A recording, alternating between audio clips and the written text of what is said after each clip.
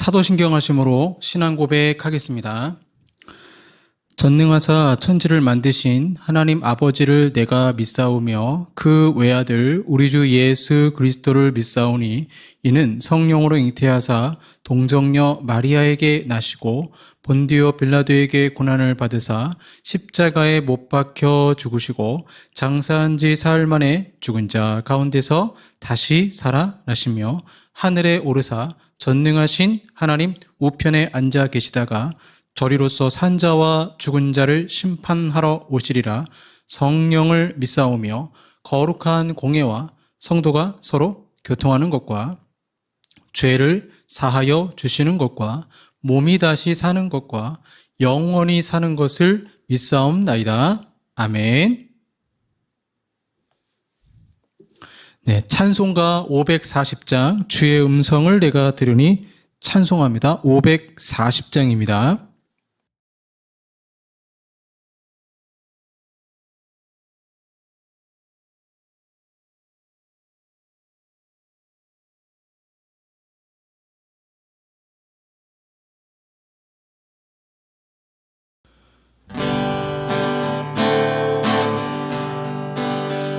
주의 음성을 내가 들으니 사랑한단 말일세. 믿는 마음으로 주께 가오니 나를 영접하소서. 내가 매일 십자가 앞에 더 가까이 가오니 구세주의 흘린 봄의 피로써 나를 정케 하소서. 주여 넓으신 은혜 베푸사 나를 받아주시고 나의 품은 그 주의 뜻같이 되게 하여 주소서. 내가 매일 십자가 앞에 더 가까이 가오니 구세주의 흘린 보배 피로써 나를 정케 하소서. 주의 보좌로 나갈 때에 어찌하리 기쁠까. 주의 얼굴을 항상 배우니 더욱 친근합니다. 내가 매일 십자가 앞에 더 가까이 가오니 구세주의 흘린 보배 피로써 나를 정케 하소서. 우리 구주의 넓은 사랑을 증량할 자 없으며 주가 주시는 참된 기쁨도 헤아릴 수 없도다. 내가 매일 십자가 앞에 더 가까이 가오니 구세주의 흘린 봄의 피로써 나를 정케 하소서.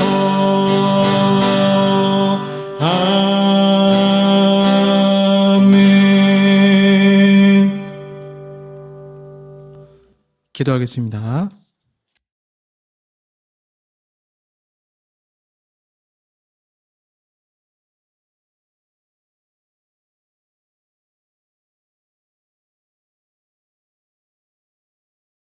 요한계시록에 나오는 말씀처럼 불구덩이가 물에 빠지고 그 물이 피조 세계가 3분의 1이 또 재해를 당하고 그러한 가운데 인류의 3분의 1이 죽게 되는 그런 상징적인 심판을 통해서 지금 이 땅의 기후위기와 또 환경이 오염된 것을 우리 인간들의 잘못으로 인해서 참 어려움을 겪고 있습니다. 주님, 그럼에도 이 땅을 불쌍히 여겨주시고 이 나라 백성들을 긍휼히 여겨주시며 이 무더운 여름 날씨 가운데도 주님의 은혜로 보살펴 주시고 보호하시고 인도하여 주시옵소서. 이러한 기후변화보다 더 심각한 문제는 하나님, 저희들이 영적으로 살아있어야 되는데 주님과 긴밀하게 교제하지 못하고 주님과 동행하지 못하고 믿음 없이 살았다는 그 모습 가운데 우리가 노출되어 있습니다. 하나님, 다시 한번 뜨겁게 주님을 사랑하는 마음을 허락하시고 에베소 교회의 첫사랑을 잃어버린 그 모습들 가운데 촛대를 옮기시겠다고 경고하신 아버지 하나님, 또한 조국 교회를 생각할 때 하나님을 사랑하는 마음이 식어지고 있고 차든지 덥든지 하라고 하셨는데 그러한 잘못된 모습 속에 교회들이 이 세상의 조롱과 비판을 받고 있습니다. 한국교회가 또한 회복되기 원합니다. 주님, 은혜를 더하여 주시옵소서. 주님, 은혜동산교회를 사랑하사 8월 17일, 18일 날 있는 수련회를 통해서 치유라는 주제로 그 수련회를 갖게 될 때 많은 사람들이 예수님의 은혜로 치유함 받는 은혜가 있게 하시고 이 수련회를 통하여서 또한 많은 영혼들이 하나님과 더 가까워지는 은혜를 또한 허락하여 주시옵소서. 오늘도 주님 말씀 가운데 찾아와 주시고 이 말씀을 통하여서 우리의 삶을 인도하시는 하나님이 원하시는 것이 무엇인지, 또한 우리가 평소 드리는 기도가 혹시 잘못된 것은 없는지 밝게 할 수 있는 시간이 되게 하시고 주님의 음성을 듣는 귀한 예배 시간 되기를 원합니다. 우리의 마음과 정성을 다해 주님께 나아갑니다. 주님 흠양하시고 받아주시고 우리 가운데 역사하여 주시옵소서. 예수님 이름으로 기도합니다. 아멘. 네, 성경 말씀 골로새서 1장 9절에서 12절까지 말씀입니다. 골로새서 1장 9절에서 12절까지 말씀입니다. 신약 성경 324쪽이 되겠습니다. 골로새서 1장 9절에서 12절까지 말씀입니다. 봉독하겠습니다. 이로써 우리도 듣던 날부터 너희를 위하여 기도하기를 그치지 아니하고 구하노니 너희로 하여금 모든 신령한 지혜와 총명에 하나님의 뜻을 아는 것으로 채우게 하시고 주께 합당하게 행하여 범사에 기쁘시게 하고 모든 선한 일에 열매를 맺게 하시며 하나님을 아는 것에 자라게 하시고 그의 영광의 힘을 따라 모든 능력으로 능하게 하시며 기쁨으로 모든 견딤과 오래 참음에 이르게 하시고 우리로 하여금 빛 가운데에 성도의 기업의 부분을 얻게 합당하게 하신 아버지께 감사하게 하시기를 원하노라. 아멘. 네, 하나님의 인도하심 시리즈, 오늘은 기도로 결정하세요, 기도로 결정하세요라는 제목으로 말씀 나누도록 하겠습니다. 성경을 읽다 보시면 예수님이 어떤 중요한 결정을 하시기 전에 항상 먼저 기도하셨다라는 것을 알 수 있습니다. 마가복음 1장 35절 38절을 보시면 새벽 아직도 밝기 전에 예수께서 일어나 나가 한적한 곳으로 가서 거기서 기도하시더니 시몬과 및 그와 함께 있는 자들이 예수의 뒤를 따라가 만나서 이르되 모든 사람이 주를 찾나이다. 이르시되 우리가 다른 가까운 마을들로 가자. 거기서도 전도하리니 내가 이를 위하여 왔노라 하시고, 예수님의 이 놀라운 결정을 보세요. 모든 사람이 주님을 찾을 정도로 예수님은 인기가 높아졌습니다. 그런데 주님은 명예를 얻기 위해 움직이지 않으셨습니다. 예수님을 찾아오는 사람들, 수많은 사람들은 예수님께 호의적인 사람들입니다. 병이 낫기를 원하는 사람, 귀신이 쫓겨나기를 원하는 사람, 이러한 적대 세력이 아니거든요. 그런데도 불구하고 주님이 새벽에 기도하시더니 어떤 결정을 내리시냐면 다른 가까운 마을들로 가서 전도하시겠다라는 것입니다. 전도를 하다 보면 아시겠지만 거절을 당할 때가 있습니다. 요즘은 더 그렇죠. 저도 예전에 이제 건빵 전도하면 받는 분들도 있고 안 받는 분들도 있고, 또 요즘은 기독교 이미지가 많이 실추되어서 또 이제 전도하는 사람을 피하거나 욕하는 사람들도 있습니다. 사람은 기본적으로 자기를 좋아해 주는 사람과 만나길 원하지 불편한 자리에 가는 걸 좋아하진 않습니다. 주님은 하루를 어떻게 살 것인가, 이 결정을 새벽 아직도 밝기 전에 기도로 결정하신 것입니다. 예수님은 또한 어떤 중요한 결정을 할 때 또 기도하셨는데, 누가복음 6장에 보시면 12제자를 선택하실 때도 주님은 기도하고 결정하셨습니다. 그렇다면 여러분, 우리도 우리의 인생길에 아주 중요한 선택을 할 때 당연히 기도하고 결정하고 선택하고 나아가야 되지 않겠습니까? 우리가 저번 주에 하나님의 인도하심에 대해서 성령님이 우리의 이성을 성화시켜셔서 이 세상을 책망하는 자로, 즉 이 세상을 책망한다는 것은 뭐냐면 이 세상을 바꿀 수 있는 그런 예리한 지성을 하나님 우리 가운데 주신다고 했습니다. 그렇기 때문에 성령님이 내 안에 충만해야 되고 하나님 말씀을 읽는 것이 필요하고, 그러한 것을 통해서 우리가 인생의 어떤 소소한 어떤 중대한 결정을 할 때 하나님이 성화된 이성을 통해서 우리가 합리적 판단뿐만 아니라 믿음의 판단을 할 수 있도록 그런 합리적 이성 가운데 또 믿음의 이성 가운데 성령으로 조명하셔서 우리의 길을 인도하신다라고 말씀을 드렸습니다. 하나님은 또한 이러한 결정을 내릴 때 성도에게 혼자 다 맡기셔서 야, 네가 결정해봐라 이러시는 분이 아니고 혼자 고민하지 말고 같이 하자. 그래서 예수님의 비유 중에 그 주인과 종의 관계를 보시면 특이해요. 고대 근동의 또 로마 시대 때의 주인과 종은 진짜 주인과 종이거든요. 노예고. 근데 하나님 말씀하시는 그 하나님과 종의 관계는 같이 하자예요. 주인이 종에게 너 혼자 일해라 이게 아니고 나랑 같이 이 일을 감당하자라고 말씀하시죠. 그러니까 우리가 인생의 어떤 중요한 결정을 할 때 혼자 결정하면 얼마나 스트레스가 많겠습니까? 그런데 하나님 우리에게 기도라는 것을, 기도의 길을 마련해 주셨기 때문에 우리는 혼자 가는 인생이 아니라 주님의 도움을 받으며 기도하는 가운데 걸어가는 것입니다. 즉 하나님의 인도하심 속에서 어떤 길을 선택할 때 기도가 중요하다라는 거죠. 어떤 분들은 기도를 잘하고 싶다고 합니다. 목사님, 어떻게 하면 기도를 잘할 수 있나요? 하나님은 어떤 내용의 기도를 원하시나요? 뭐 어려운 단어나 고상한 단어를 쓴다고 기도를 잘하는 건 아니잖아요. 그렇다고 또 너무 단순하게 기도하는 것도 저는 문제라고 생각합니다. 그러면 기도를 잘 하려면 어떻게 해야 되느냐? 성경의 인물들이 어떤 내용으로 기도했는지를 보면 되는 거죠. 시편은 다 기도예요. 찬양이면서 기도입니다. 다윗의 기도가 참 많이 나와 있어요. 그래서 시편을 읽어보면 자신들의 삶의 자리에서 이렇게 고통스러울 때 이런 식으로 기도하면 되는구나. 최소한의 기도의 원리를 배울 수 있습니다. 예수님이 얼마나 친절하십니까? 우리에게 주님이 가르쳐 주신 기도, 우리가 주기도문이라고 하는데 그 형식으로 우리에게 기도는 이렇게 하는 거라고 알려주셨습니다. 느헤미야의 기도를 보세요. 나라와 민족을 위해서 이렇게 기도하는구나 알 수가 있죠. 그런데 저는 이제 예수님 또 이 성경의 인물들 뿐만 아니라 신약에 정말 우리에게 기도는 이렇게 하는 거다라는 것을 예시를 잘 보여준 사람이 누구냐? 단연 사도 바울이라고 말할 수 있죠.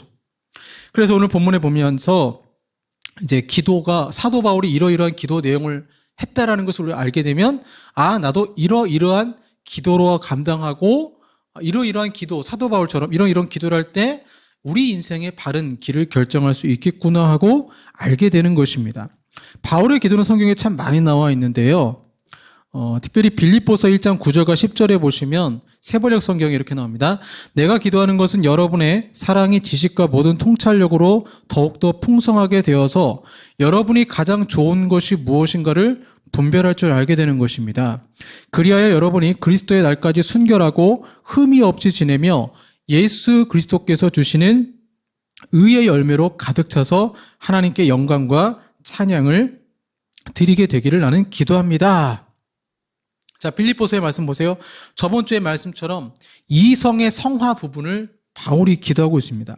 사랑과 지식과 모든 통찰력으로 풍성하게 되어서 가장 좋은 것이 무엇인가를 분별할 줄 알게 되는 것을 기도하고 있습니다. 빌립보 성도들이 이렇게 어떤 지식의 성화, 이걸 통해서 분별할 줄 아는 자가 되게 하소서. 그리고 순결하고 흠이 없이 지내며 예수님이 주시는 의의 열매로 가득 차서 하나님께 영광과 찬양을 드리게 되기를 바울이 기도하고 있습니다. 참 기도 내용이 좋죠. 집 주세요, 차 주세요 이런 기도가 아니고 성화된 이성을 통해서 통찰력을 가지고 하나님의 뜻이 무엇인지 분별하고 가장 좋은 선택이 무엇인지 알게 하시고 또 순결하고 의의 열매를 맺기를 바울이 기도하고 있거든요. 이는 마치 목회자가 성도를 위해 기도하는 것과 유사합니다.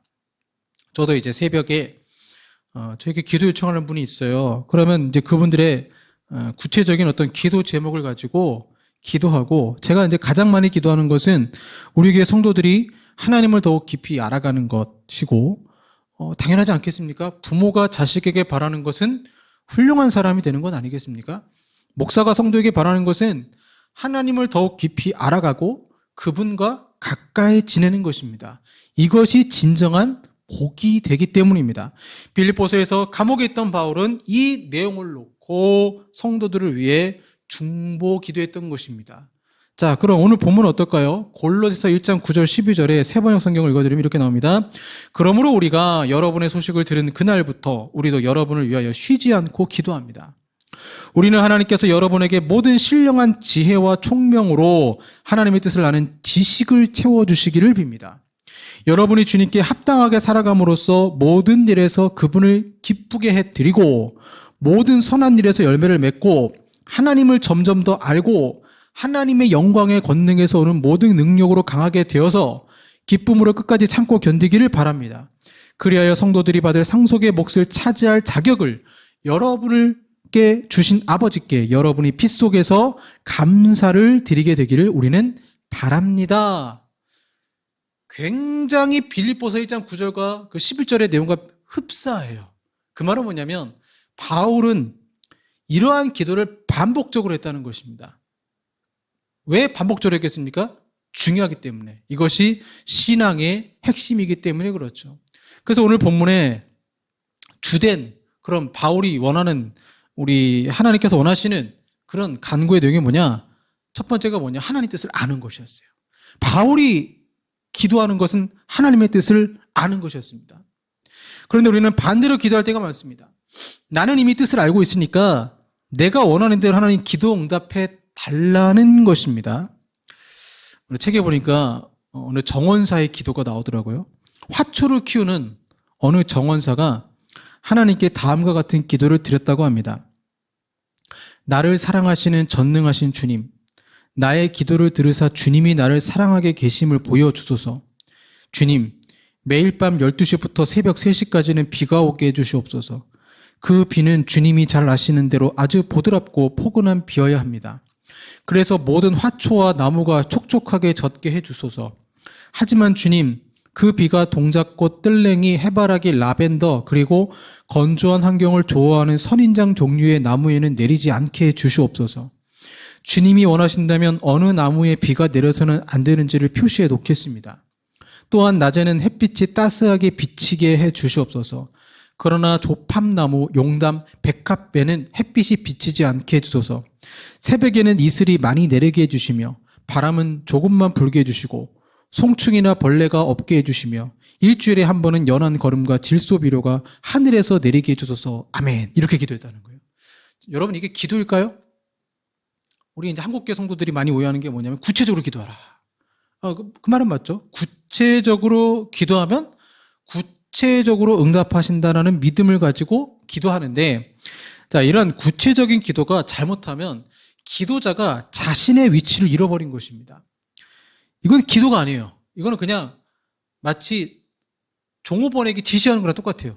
편의점 사장님이 편의점 직원에게 야, 몇 시에 차가 올 테니까 그때 물건 받아가지고 진열을 쫙 하고 유통기한 지난 날짜 음식들은 잘 재고 정리하고 그 다음에 마감 때쯤 되면 청소 잘하고 지시하는 거랑 똑같아요.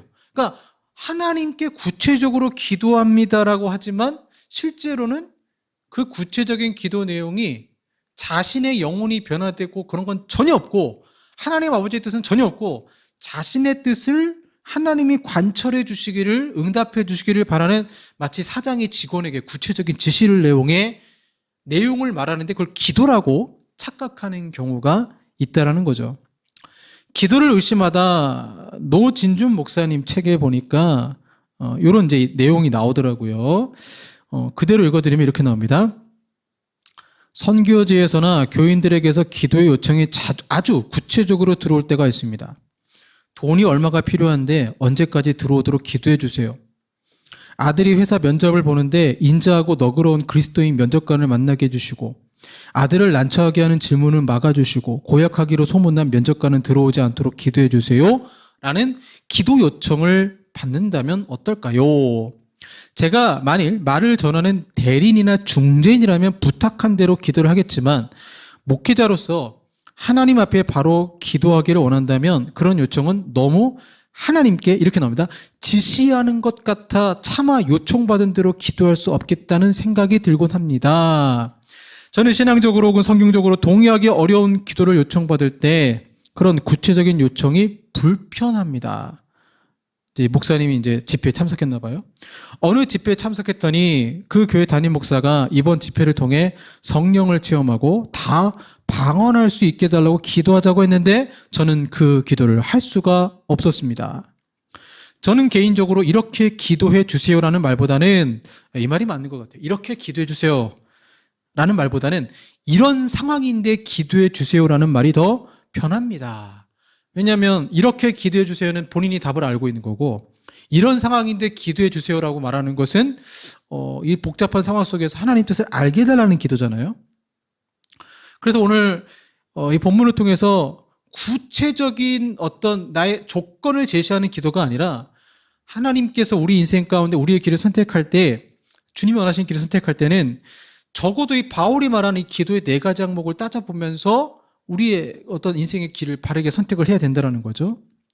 골로새서 1장 9절에 뭐라고 나옵니까? 그러므로 우리가 여러분의 소식을 들은 그날부터 우리도 여러분을 위하여 쉬지 않고 기도합니다. 쉬지 않고 기도하는데, 우리는 하나님께서 여러분에게 모든 신령한 지혜와 총명으로 하나님의 뜻을 아는 지식을 채워주시기를 빕니다. 가장 먼저 기도한 게 뭡니까? 하나님의 뜻을 알게 해주소서. 내 뜻이 아니라, 내가 미리 답을 정해놓고 기도하는 것이 아니라 이 문제의 답을 알려달라고 기도하는 것입니다.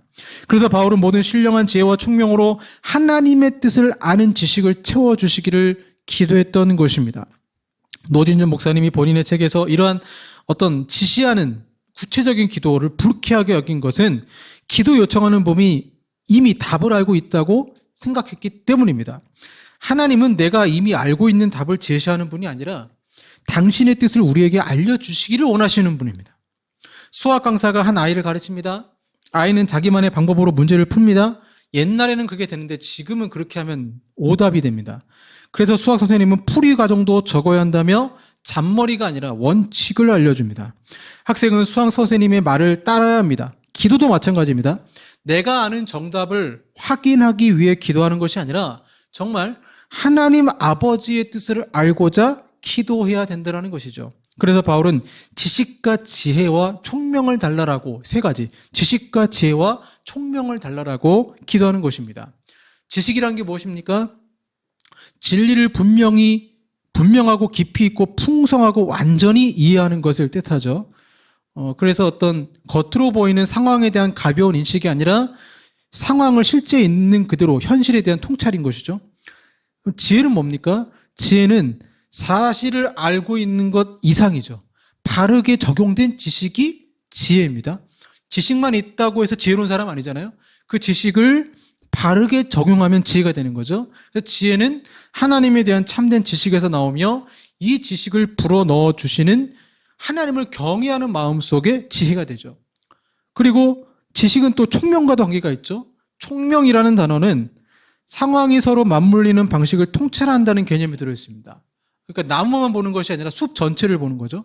등산할 때 마을 전체를 보는 것처럼 그런 시각으로 상황을 바라보는 것이 총명이죠. 그러니까 우리가 상담을 할 때도 한 사람 얘기만 들으면 안 되잖아요. 전체 얘기를 들어봐야 되죠. 자, 이것이 지식과 지혜와 총명인 거죠.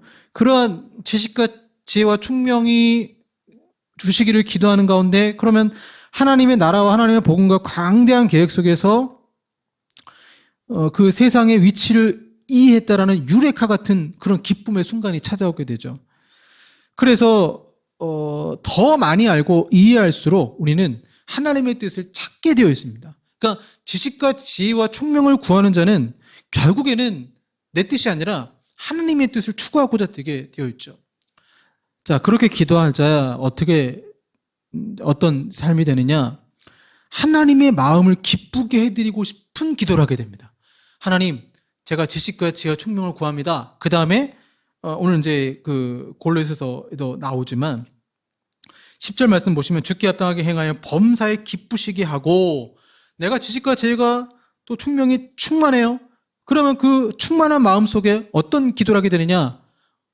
내 하나님, 오늘 하루의 삶 속에 하나님의 마음을 기쁘게 해드리고 싶습니다. 어떤 인생의 길을 결정할 때 나를 기쁘게 하는 게 아니라 하나님의 마음을 기쁘게 하는 그 모습으로 순종하기 원합니다라고 기도하게 돼 있다는 거예요. 하나님께 합당하게 그분을 기쁘시게 하며 살아가라는 열망이 우리를 압도하는 목표가 되게 하십니다. 이것이 바로 인도하심이라는 문제의 핵심이죠. 제가 어린 시절에 초등학교 2학년인가 3학년 때 어린 마음에 착한 일을 하고 싶다는 열망이 막 타오른 적이 있었어요. 제가 이제 엄마 없이 할머니 손에 자라다 보니까 할머니가 손주 셋 키우느라 힘에 부치실 때가 있었습니다. 그러면 어느 날은 그래, 내가 집안일을 도와주자, 이런 마음이 든 적이 있어요. 그래서 그 당시 무궁화 빨래비누가 있었는데, 그러면 이제 그때 뭐 청소기가 어디 있습니까? 그냥 그 빗자루에다가 그 수건 낡은 거 걸레로 써가지고 빡빡 이제 빨아가지고 꾹꾹 짜가지고 방을 막 닦는 거예요. 방바닥을 닦고 그 여름에 땀을 뻘뻘 흘리면서 닦고 다시 이제 걸레를 빨고. 지금 생각하면 왜 그렇게 했을까? 미련한 행동일 수도 있죠. 왜냐하면 그 초등학교 3학년 손님이 얼마나 세겠습니까? 그래서 빡빡 닦았어요.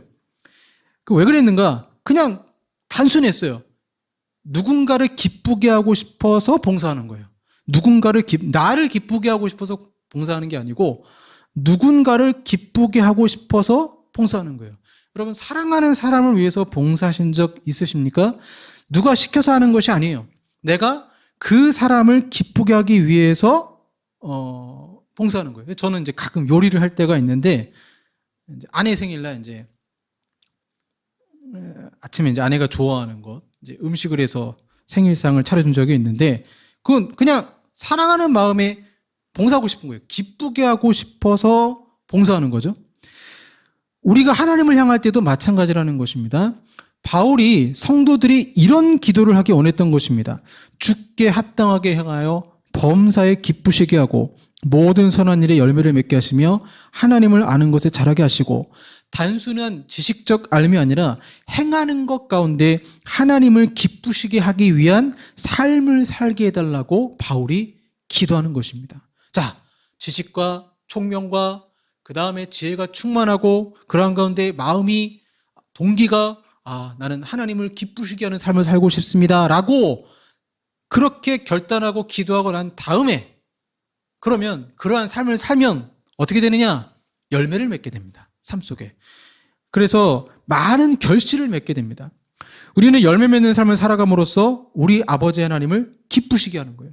그러니까 우리가 하나님을 어떻게 기쁘게 합니까? 다른 거 없어요. 열매 맺는 삶이에요.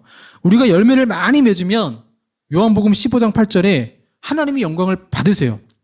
그래서 진짜 열매는 눈에 보여야 돼요. 저는 마음으로 그런 거 아니에요. 진짜 열매는 눈에 보여야 돼요. 구체적인 행동에서 나오는 거예요. 그러나 성령 열매는 사랑과 기쁨과 화평과 인내와 친절함과 선함과 신실과 온유와 절제입니다. 이런 것들을 막을 법이 없습니다. 갈라디아서 5장 22절 23절. 내가 사랑이 있는지 기쁨이 있는지 화평이 있는지 인내가 있는지 친절이 있는지 선함이 있는지 이거 어떻게 알아요? 행동으로 나타내야 알 수 있지 않겠습니까? 그래서 이러한 것들을 다 종합해가지고 내가 어떤 인생의 길을 선택을 할 때 질문을 던져보는 것입니다. 자, 내가 어떤 결정을 합니다. 사랑과 친절이 이 결정의 원인인가? 이 결정으로 진실하며 오래도록 변치 않는 기쁨과 화평이 생기겠는가? 이 결정은 내가 온유하게 행동하고 있는 증거인가? 선함과 심실하심이 이 인도하심의 특징인가? 나는 인내가, 절제가 부족하여 혹시 서두르는 건 아닌가? 우리가 보통은 이러한 식의 질문을 잘 하지 않겠지만 바울의 기도가 우리에게 충분히 따져보며 고민해보라고 촉구하는 질문이 위와 같은 질문인 것입니다. 나는 열매 맺는 삶을 사는 것보다는 나의 안위에 더 마음을 쓰는가? 내 결정은 자비와 은혜와 궁일의 행위로 이어지는가? 선한 열매를 맺기 위한 결정인지 아니면 본인이 그냥 본인을 위한 자기 본의의 그러한 기도 제목인지를 구분해 보라는 것입니다. 우리에게는 아주 힘든 일 하나는 우리가 내리는 결정마다 모두 하나님에 대한 비전으로 물들게 하는 거죠. 이게 쉽지는 않습니다. 그래서 우리는 하나님이 지켜보시는 가운데 살아간다는 것을 의식하며 결정을 내려야 되죠.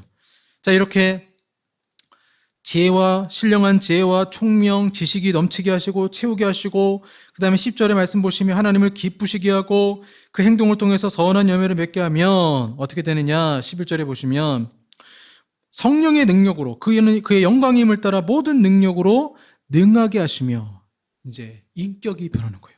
기쁨으로 모든 견딘과 오래 참음에 이르게 하시고 자신의 인격이 예수 닮기를 기도하고 있는 것입니다. 이러한 지식과 총명이 넘쳐나게 되고 그러한 삶을 살게 되는 사람들은 이제 그 인격이 참고 견디는 데서 나타나게 되는 것입니다. 참을성은 어려운 상황에서 그 자리에 머물러서 꿋꿋하게 서 있다는 뜻입니다. 인생은 수월하지 않고 우리가 엄청난 압박 아래에 있음을 알게 될 때도 견디며 그분께 영광을 돌리라고 명하십니다. 로마서 5장에 다만 이뿐 아니라 우리가 환난 중에 즐거워하니 이는 환난은 인내를, 인내는 연단을, 연단은 소망을 이루는 줄 알미로다라고 말하고 있습니다. 우리는 그냥 힘들면 포기하고 싶다고 기도하는데 다시 한번 생각해 보세요. 진짜 포기하는 게 하나님의 뜻인지 아니면 그 포기하는 그 상황 속에서 인내의 열매를 맺는 것이 하나님의 뜻인지를 잘 구분을 해야 됩니다. 그렇게 되면 이제 어떤 또 인격이 형성되느냐? 이제 마지막에 총명을 구하고 그다음에 성령의 능력을 구하면서 내 삶 속에 범사에 하나님을 기쁘시게 하고 싶습니다. 했더니 이제 많은 열매를 맺게 되어지고 그리고는 이제 세 번째가 인격적 변화가 나타난 다음에 마지막이 뭐냐? 그 삶 속에 기쁨이 가득한 거예요. 하나님 나라에 대한 기쁨, 감사가 넘치는 것입니다. 성도들이 받을 상속의 몫을 차지할 자격을 여러분에게 주신 아버지께 여러분이 피스톡에서 감사를 드리게 되기를 바울이 기도하고 있습니다. 하나님을 기쁘시게 하며 살아가는 삶의 결정적 표지는 소망을 불러일으키는 감사입니다.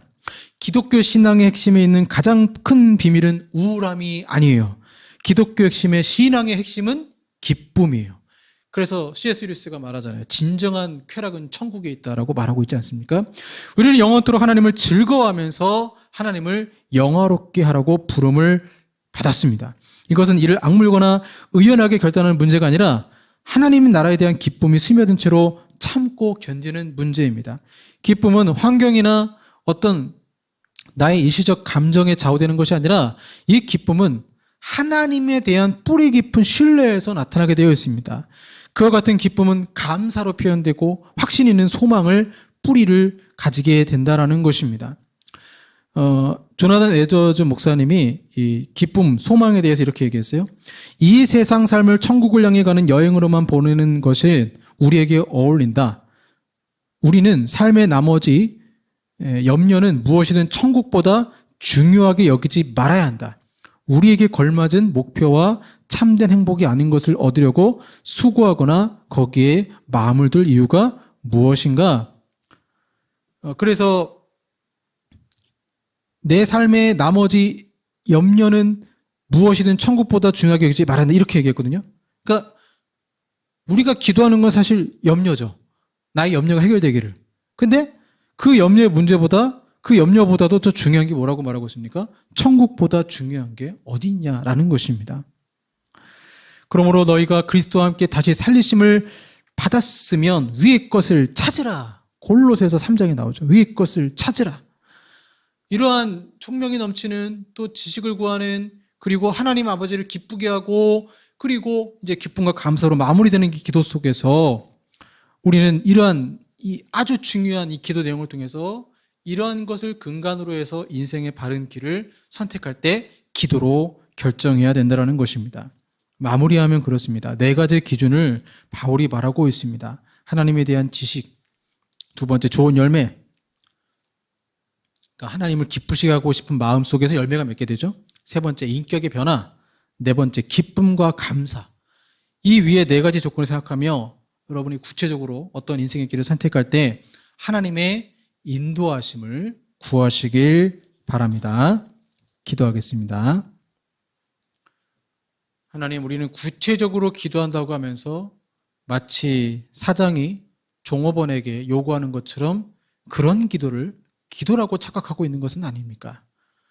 한 번이라도 하나님을 기쁘시게 하기 위한 그 마음과 소원을 가지고 기도하는 저희들이 되게 하시고, 그러한 기도 속에서 우리 삶의 기쁨과 감사가 넘치게 하여 주시옵소서. 예수님 이름으로 기도합니다. 아멘. 우리 기도할 수 있는데 찬양하겠습니다.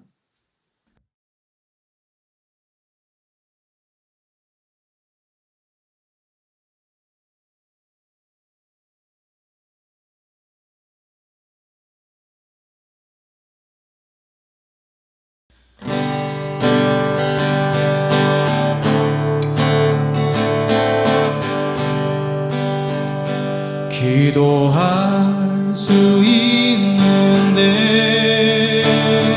왜 걱정하십니까? 기도하면서 왜 염려하십니까? 기도할 수 있는데 왜 실망하십니까? 기도하면서 왜 방황하십니까? 주님 앞에 무릎 꿇고 간구해 보세요. 마음을 정결하게 뜻을 다하여 기도할 수 있는데 왜 걱정하십니까? 기도하면서 왜 염려하십니까? 주님 앞에 무릎 꿇고 간구해 보세요.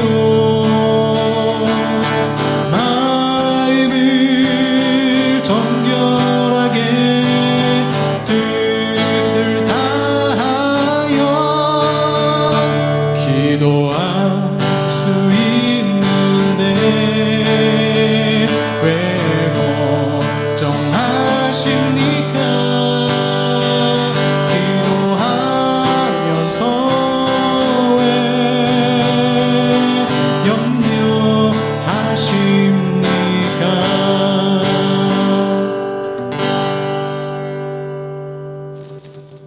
기도하겠습니다.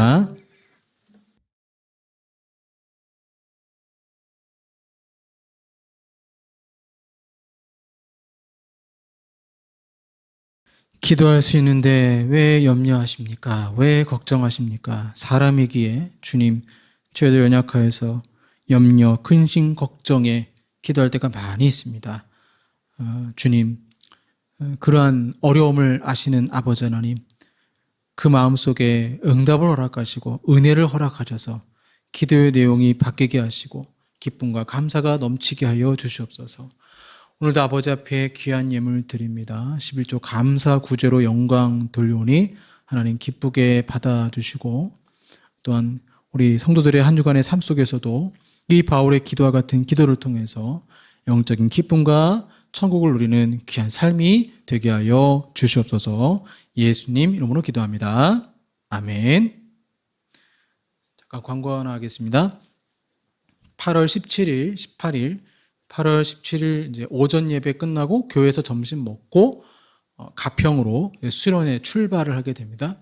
그래서 참석하실 수 있는 분들 참석하셔서 은혜 받고, 수련회 주제는 치유입니다. 치유와 관련해서 여러 가지로 제가 말씀을 지금 준비하고 있습니다. 그래서 치유와 관련된 수련회는 아니고 수양회고요. 그러니까 저녁에 부흥회가 있고 그 부흥회가 제일 중요하죠. 그래서 아주 유익한 또 그 아이들은 또 수영도 할 수 있어서 뭐 혹시 참석하고 싶으시다 그러면 저한테 알려주시고 같이 참여하면 좋을 것 같습니다. 또 기도해 주세요. 뭐 중보기도가 많이 필요합니다. 수련회 우리 참석하는 분들 많은 분들이 은혜 받을 수 있도록 또 중보로 기도를 부탁합니다. 축도하겠습니다. 지금은 우리 구주 예수 그리스도의 은혜와 성부 하나님의 사랑하심과 성령 하나님의 교제구태 역사하심이 오늘 말씀을 생각하며 기도하는 가운데 주님을 기쁘시게 하며 열매 맺게 원하는 우리 사랑하는 성도들과 한국 교회 위에 영원토록 함께 있을지어다. 아멘.